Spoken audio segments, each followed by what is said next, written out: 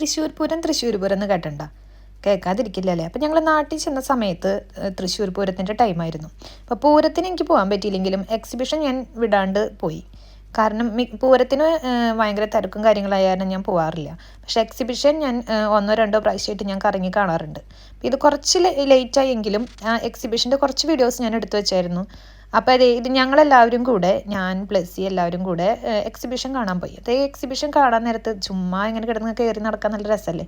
അപ്പോൾ ഓരോരോ ഷോപ്പുകളിൽ ഇങ്ങനെ കയറി നടന്ന് ഓരോ കാര്യങ്ങളൊക്കെ കണ്ട് അത്യാവശ്യം നല്ല വിലയുണ്ട് കേട്ടോ. എക്സിബിഷൻ്റെ ഷോപ്പുകളായതുകൊണ്ടാണോ എന്നറിയില്ല, എല്ലാ പ്രൊഡക്ട്സിനും അത്യാവശ്യം നല്ല റേറ്റും കാര്യങ്ങളൊക്കെ ഉണ്ട്.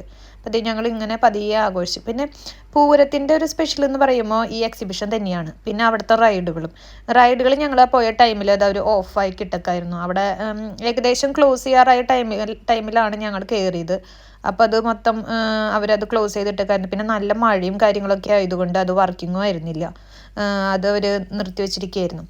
പക്ഷേ ഇത് കടകളെല്ലാം തുറന്നിട്ടുണ്ടായിരുന്നു. അപ്പോൾ ഞങ്ങൾ ഒരുവിധം എല്ലാ കടയിൽ കൂടെ നടന്ന് എല്ലാത്തിൻ്റെയും റേറ്റും കാര്യങ്ങളൊക്കെ ചോദിച്ചു. പിന്നെ അവിടെ നിന്ന് കുറച്ച് മിഠായികളും ചിപ്സും കാര്യങ്ങളും ഇതൊക്കെ വാങ്ങിച്ചു. ഇതൊക്കെ ഞങ്ങൾ കുറേ സാധനങ്ങൾ വാങ്ങിച്ചു. കാരണം വെച്ചാൽ പഴയ കാല മിഠായികൾ നമുക്ക് എപ്പോഴും ഒരു ഓർമ്മകളാണല്ലോ. അപ്പം ഞങ്ങൾ കുറച്ച് നാരങ്ങ മിഠായിയും തേൻനിലാവ്, പല്ലൊട്ടി, പുളിഞ്ചി, അങ്ങനെ കുറേ മിഠായികൾ ഞങ്ങൾ അവിടെ നിന്ന് പാക്ക് ചെയ്തെടുത്തു. അതൊരു കിട്ടാത്തൊരു സാധനം ആയതുകൊണ്ട് ഞങ്ങളത് കുറച്ച് കൂടുതൽ വാങ്ങിച്ചായിരുന്നു. അങ്ങനെ അതൊക്കെ ഞങ്ങൾ വാങ്ങിച്ച് പിന്നെ ഞങ്ങൾ നേരെ ഒരു പാൽ സർബത്തും കാര്യങ്ങളൊക്കെ കുടിക്കാൻ വേണ്ടിയിട്ട് പോയി. പിന്നെ കുറേ വളയും മാലയൊക്കെ നോക്കി. എന്താ വില, നല്ല രസമുണ്ടായിരുന്നു കാണാനായിട്ട്. പല ടൈപ്പും പല രീതിയിലുള്ള വളകളും കാര്യങ്ങളൊക്കെ ഉണ്ടായിരുന്നു. പക്ഷെ നല്ല റേറ്റും കാര്യങ്ങളുള്ളതുകൊണ്ട് ഞങ്ങൾ വാങ്ങിച്ചില്ല. പിന്നെ അത് യൂസ് ചെയ്യാനൊന്നും പോകണില്ലല്ലോ, ചുമ്മാ വാങ്ങിച്ചിട്ടും കാര്യമില്ലല്ലോ. പിന്നെ ഇതൊരു വെറൈറ്റി ആയിരുന്നു. ഇതൊരു 3D എക്സ്പീരിയൻസ് ആയിരുന്നു. ഇത് ഞങ്ങൾ കയറി എൻജോയ് ചെയ്തായിരുന്നു.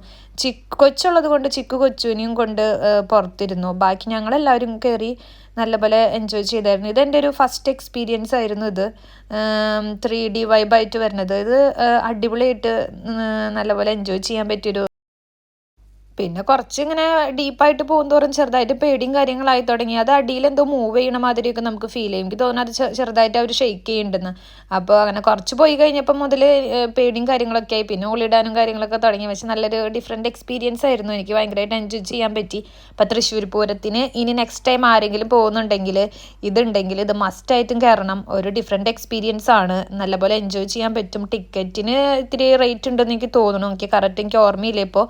അത് എന്തായാലും വർത്താണ്. നമുക്ക് ആ ഒരു എമൗണ്ട് കൊടുക്കുന്നതാണെങ്കിലും ഒരു എന്താ പറയുക, ഒരു മൂന്ന് ടൈപ്പ് ഇത് അവർ കാണിക്കുന്നുണ്ട്.